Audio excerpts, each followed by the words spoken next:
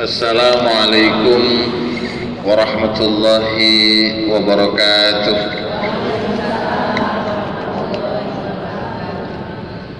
Bismillah, alhamdulillah, alhamdulillah, summa alhamdulillah.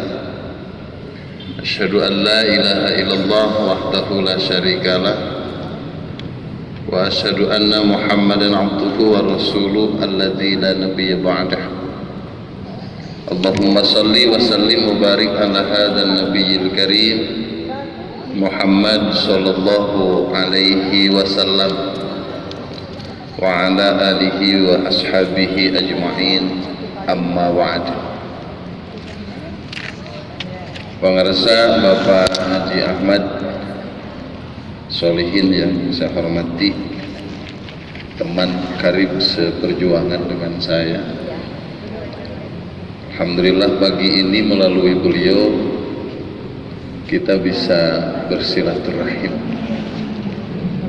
Bapak-bapak sareng ibu-ibu sadayana yang sudah hadir sejak pagi, hatur nuhun Ibu Darama sadayana. Alhamdulillah, luar biasa. Mudah-mudahan sehat Ibu ya.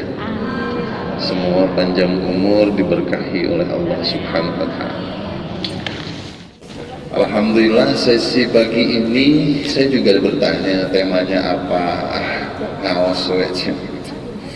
Yang penting mah kita hadir di masjid, salah satunya berniat untuk i'tikaf. Misalnya seluruh umpatan di Gasibu orang mah i'tikaf di masjid. Sama-sama beribadah, sama-sama untuk sehat, mudah-mudahan jasmani rohani kita dipelihara oleh Allah Subhanahu wa taala. Andai pun harus aja dengan naon ibunya, no penting no kudu sakit heula, arek maot tuh.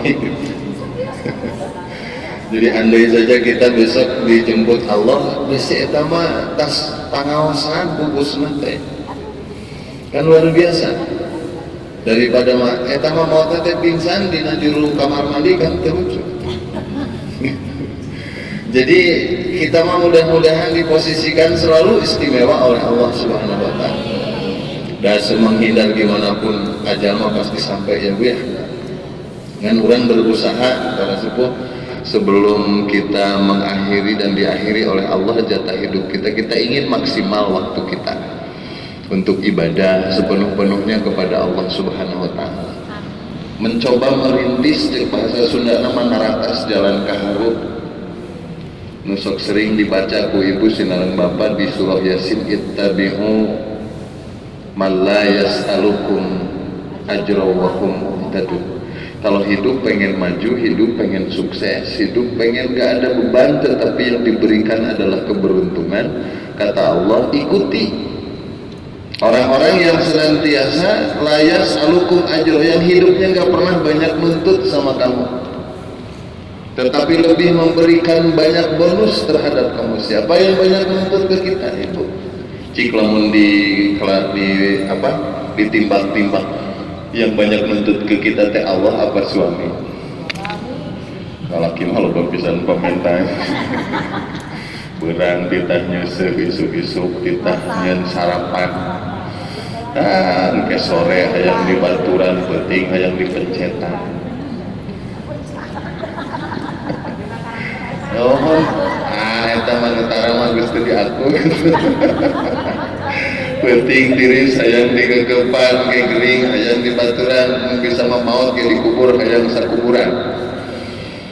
Allah tuh gak banyak tuntutan, yang Allah kasih ke kita itu bonus gitu ya, selalu ujrah, selalu kebaikan, dan Allah gak banyak meminta. Apa Allah pernah meminta ke kita? Ibu yang duitnya banyak, kekayaannya luas di sana sini aset, Allah minta berapa persen?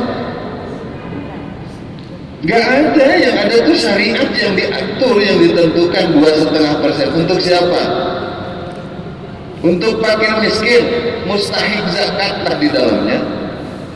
Itu pun nanti feedbacknya ke kita lagi. Kalau kamu bisa sisihkan 2,5% untuk yang lain, mustahik, ibu nanti dapat 700 kali lipat. Beki beunghar. Allah tuh nggak banyak nuntut. Makanya kalau ibu kita ini hidup bisa bertahan. Saya sering ngobrol nih sama para sepuh. Kunaon sih saya bilang hidupnya bapak rumah tangga udah yang 40 tahun, ada yang 35 tahun, macam-macam lah. Macam bisa awet. Apa karena hebatnya bapak jadi suami? Ante lo mengenal jujur mah pedah pemajikan itu lo bakal ayah. Sehingga hidupnya bertahan. Sama kita juga, kenapa ibu bertahan sama si bapak? Ada selaki abdi mah ukur pesan ngicep baik aja gitu kok terlalu bakal hayang gitu. Sehingga kita hidup bisa bertahan seperti ini. Dan andai saja bu kita ini hidup saling menuntut suami sama istri, bertahan seminggu aja udah bagus, serius. Jadi kalau bapak ibu ini bisa bertahan hidup di rumah, berumah tangga sedemikian rupa, ya karena kita saling memaklumi kekurangan, saling memaafkan kesalahan. Ini punten nih ahli majlis taklim sadayana, ibu cung nucan pernah ngebohong ke salah kita. Kan bingungnya pak. Asal ibu da urang teh sia dicarikan mah atuh kesaki judul nama silaturahmi we judul nama. Makanya saya katakan, kenapa kita ini kok tidak berani ngacung kalau kita tidak pernah berbohong? Bukan karena kita nggak pernah salah lalu kita hidup abadi. Cuma di samping kanan kita suami kita tuh hebat orangnya, tahu kita tuh pernah berbohong, tetapi maafnya jauh lebih besar daripada kesalahan yang kita lakukan. Sering kecewa kan ya karena kekuasaan. Kahayang teh tidak hampir selalu terjawab. Tapi kenapa kita teh hirupnya di Indonesia? Narimakeun ya kan Pak. Ya sudahlah, ada pemimpin oge manusia. Boro-boro ngurus sanagara, kurang ngurus diri sendiri kadang-kadang. Kantenan ngurus negara ya. Makanya penguasa harus bersyukur kepada rakyatnya. Kenapa? Rakyatnya begitu hebat memaklumi, memaafkan akan kekurangan dari kekuasaan itu. Sok ibu ngiring sholat di payung imam, nah harus kabeh bacaan anak. Tapi ibu miluan we nepi ka tamat magrib 3 rakaat, isya 4 rakaat, dina hati mana satea itu. Babacaan goreng patut kitu mah turun we. Sok aja ibu demo ka payung duduk imam. Bisa dina hati mau parakah kan begitu yang kita pilih, tidak demonstratif kita, padahal sangat mungkin imam kira-kira seorang katanya bu didudut kutiluan oke ada pingsan bering kumoh ya jamaah yang 5 baris kena bahkan sama masjid kira-kira pingsan itu. Makanya kalau kita berhasil, sebuah negara berhasil bukan karena kepemimpinannya terlampau bagus, cuma rakyatnya terlampau baik menurut saya. Iya. Jadi kalau kita ibu tenang satu rumah dikasih kasur tiap bulan gaji dari suami tetap turun, itu bukan karena kita saking hebat, cuma Allah memberikan lebih kepada kita atas suami yang kesolehannya di atas rata-rata. Mata kajian keharga di pasihan pada sebel di pasihan gitu sekumas sebel dan ibu kita tidak selalu udah ayah ibu sebenarnya manusia kesel ke bapaknya, tapi udah sarapan mah yang bener ada asin lebih saeutik eta mah bukti ada amat gitu dimana ibu ukul naik tekanan darah teh atau salah tiap tiga kudu naik maka uyahna tambahan gitu sederhana aja hidup tuh kayak gitu ya, dendam dan balas dikit lah supaya orang dikasih stretching supaya mikir kemandirian dan lain sebagainya tuh muncul dari kita. Makanya kita hadir di sini nyari apa? Ya kita berharap Allah menganggap kita ini orang yang dilebihkan di mata Allah. Dari di mata orang, saya sih orang cuma duduk-duduk di masjid, baca tasbih, tahlil, tahmid, berzikir kepada Allah. Orang lain juga menggunakan mulutnya untuk berkata-kata, kita pilih kata-kata yang bagus. Selalu ingin, ibu, bapak, apa yang kita pilih itu jatuhnya di benar gitu. Hari tukang hina nyarios, pakai apa tuh? Pakai mulut.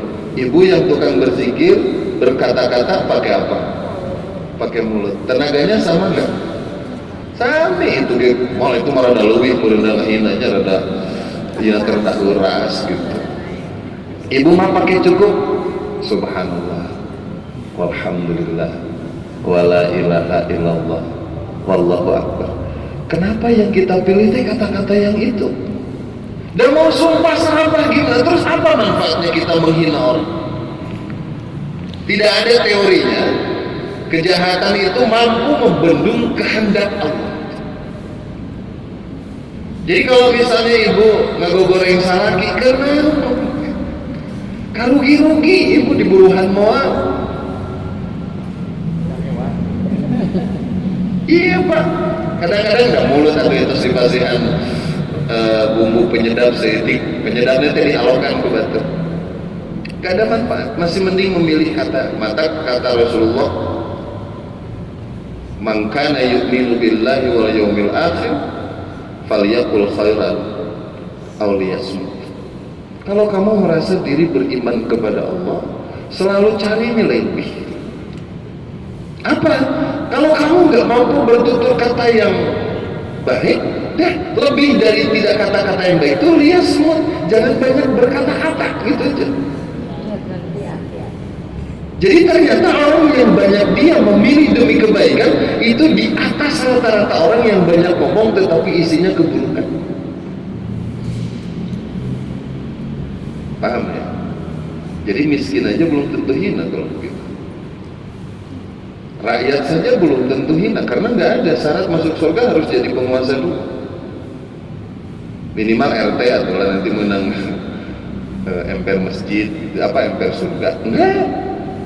Malah cenderung orang yang berkekuasaan besar kalau tidak mampu mengendalikan amanahnya, menjaga amanahnya dengan baik, ya hisabnya akan cenderung lebih besar. Kita pahami bersama.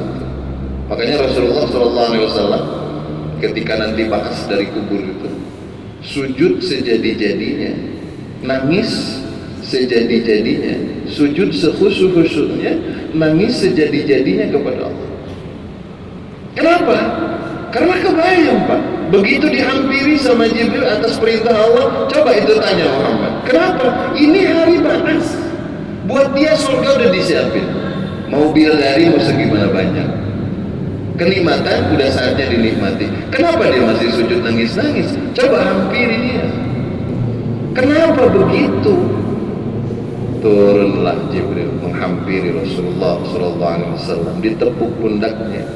Atas perintah Allah aku diminta bertanya, kenapa di hari kenikmatanmu saat dibagi, ketika rahmat Allah dan keridhaan saat dianugerahkan, bukan malah kau tersenyum, tapi hari ini kau menangis wahai Muhammad? Bangkit Rasulullah dari sujudnya, wahai Jibril, yang bertanya jauh lebih paham dari yang bertanya.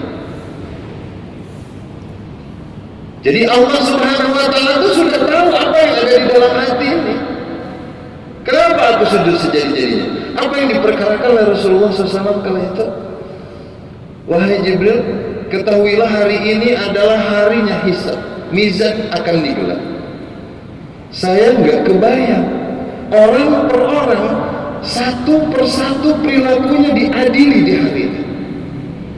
Sementara ini umatku berada di suatu kawasan mahsyar yang tak ada perlindungan. Teu aya tukang sebelah itu didinya. Teu aya tukang bakso cuanki, komo kupat tahu mah geus teh mana roda mungkin.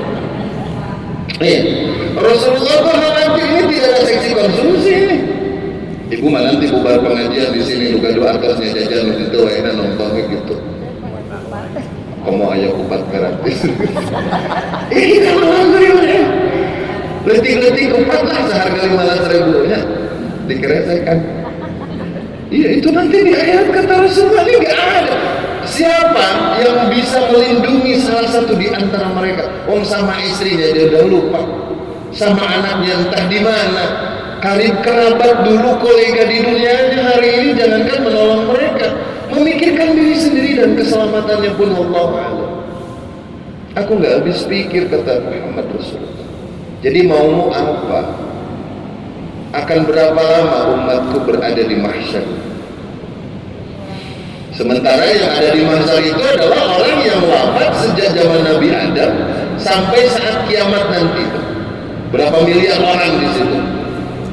Makanya kata Rasulullah, nggak kebayang ini umat nanti berapa lama. Punten, ibu ngawitan. Saha nami bu? Hah? Bu Eli, maksudnya. Punten. Mulai lahir tanggal sabaraha. keur budak nepikeun ka kuliah dibiayaina ti saha ku sepuhna naon pagaweanna, panjang cerita itu. Nanti menikah nanti bujangan jeung duda apa bujangan mun duda kunaon bercerai mau mati apa kebayang gak satu orang gitu. Makanya kita entah berapa lama nanti akan lama di mahsyar itu Pak. Maka di situ kita butuhnya syafaatul utma min Rasulillah sallallahu alaihi wasallam. Makanya nih gini-gini kita kepengennya besok dapat syafaat gitu. Atau salah satu di antara kita ini kan syafaat bukan hanya dari Rasul, syafaat dari antara diri kita sendiri. Minimal yang hadir di sini biar besok saling menolong satu sama lain. Ari aja kamari kamana baheula ka pangajian babarenganna ari abdi ka surga jadi aing-aing nya teh kumaha. Dicari sampai nanti ibu bisa berhujah kepada Allah, keheula Allah abdi memalong ka surga. Nah Bu Eli teu kapendak, si orang beli maksud dijero urang bukan dulu. Kan kita nggak pernah paham. Makanya para saudara ini kita ini kan ngomongin agama, ngomongin kemuliaan akhlak. Orang kadang sudah ngomong, kalau udah tua ngapain? Tuh di masjid-masjid gitu. Ya itu kan salah satu saja beramal. Rasulullah tuh sampai di akhir ajalnya saja beramal gak pernah selesai.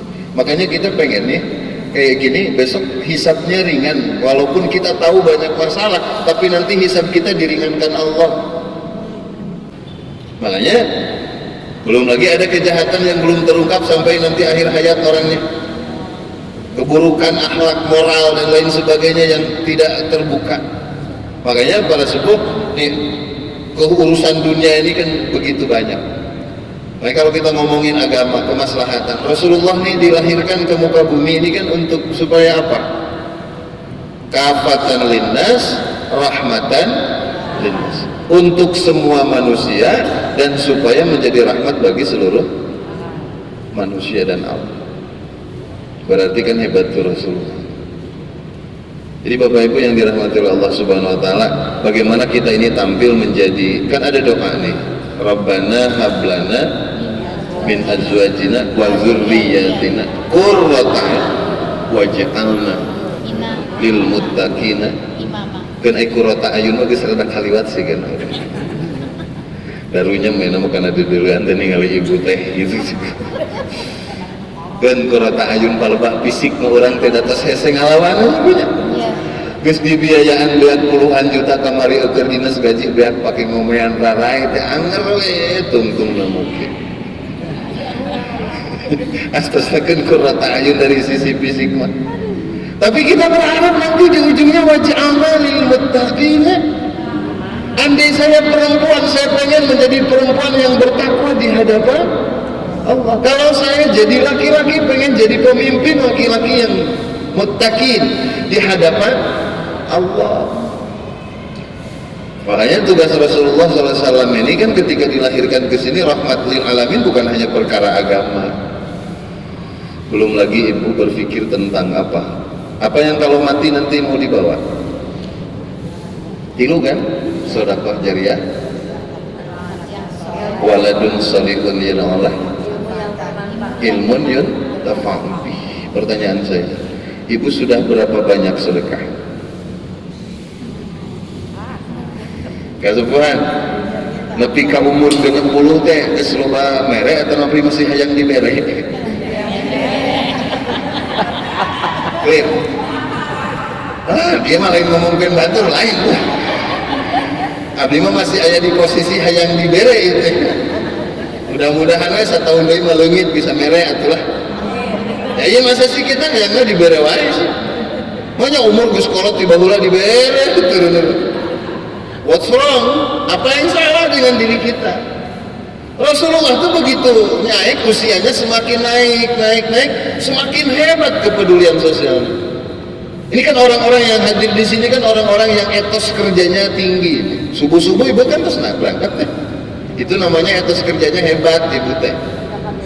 Salah satu ciri orang yang etos kerjanya bagus, hidupnya dan di otaknya ada kepedulian terhadap orang lain. Karena ibu dulu kan kerjanya rajin, sampai ibu di usia sekarang ini sudah bisa numpukin kekayaan. Alhamdulillah angkat ke Garut ke Dukpila. angkat ke Ciamis gaduh pila, angkat ke mana?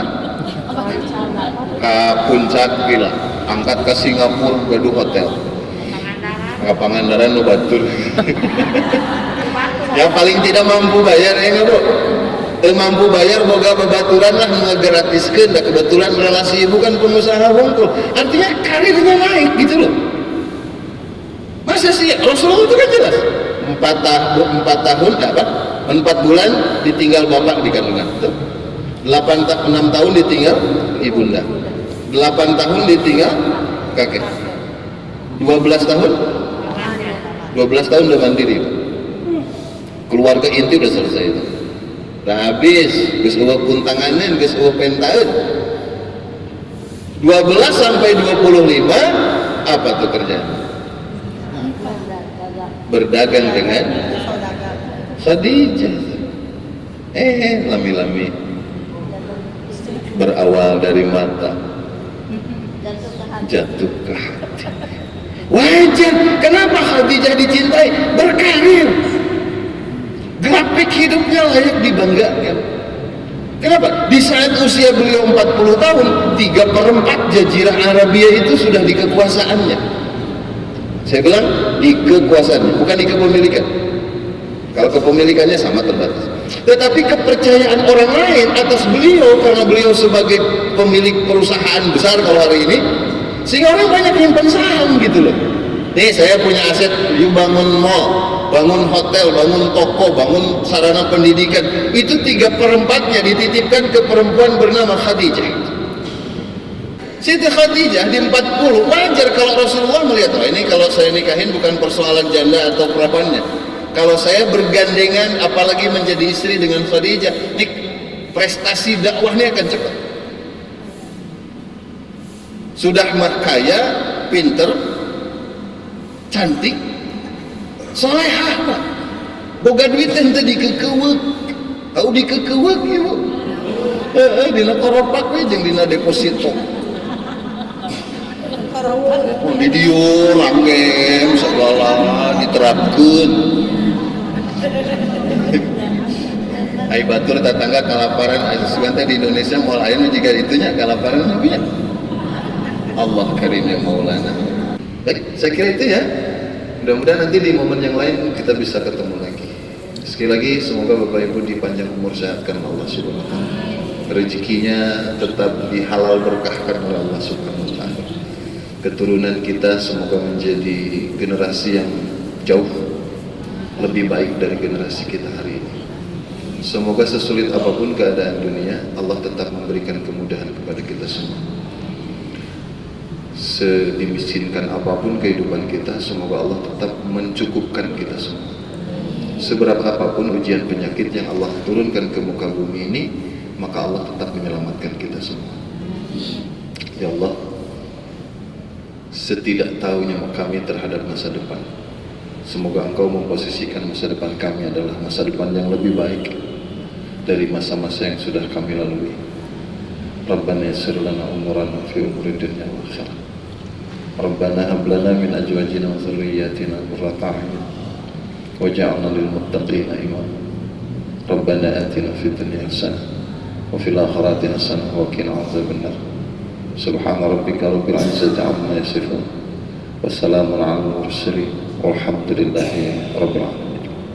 Atur nuhun para sepuh sedaya Bapak dan Ibu hadirin yang dirahmati Allah.